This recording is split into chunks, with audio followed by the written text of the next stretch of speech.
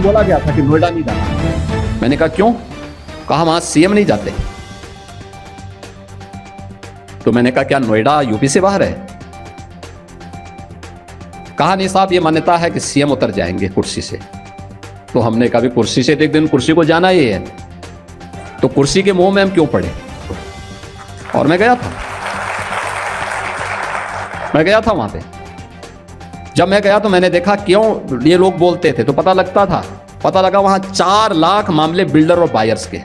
आप सोचो 15 साल, 10 साल, 20 साल पहले लोगों ने अपनी पूरे जीवन भर की कमाई बिल्डर को दे दी मकान के लिए, फ्लैट देने के लिए, और बिल्डर पैसा दबाए बैठा है, पैसा नहीं दे रहा है, वो मकान नहीं दे रहा है, कब्जा नहीं दे रहा है, बड़ी हाई राइज बिल्डिंग खंडर के रूप में बदल रही है।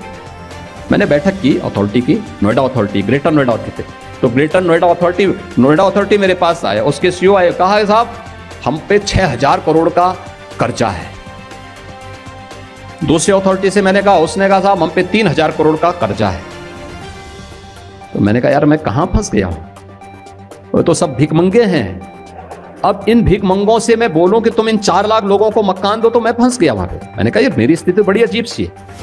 लेकिन मैंने वहां पे पहले बायर से मैं बातचीत किया, उन्होंने कहा उनकी रो रहे थे साहब, पूरी जीवन भर की हमने कमाई लगा दी, हमें मकान नहीं मिला है, हम बैंक से कर्जा भर रहे हैं, बैंक का कर्जा बढ़ता जा रहा है।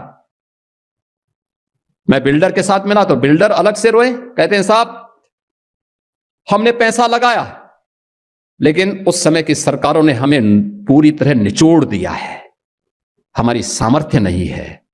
मैंने कहा सामर्थ्य हो ना हो, इन गरीबों को मकान तो देना ही पड़ेगा आपको, इन 4 लाख लोगों को मकान देना पड़ेगा। आप दीजिए, मैं पॉलिसी बनाने की तैयारी कर रहा हूं, लेकिन आप पहले मकान दीजिए।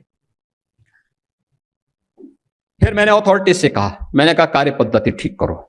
हमने रिफॉर्म की, कार्रवाई प्रारंभ की, भ्रष्ट तत्वों को वहां से बाहर का रास्ता दिखाया, और आज मुझे बताते हुए प्रसन्नता है 4 लाख चुके हैं।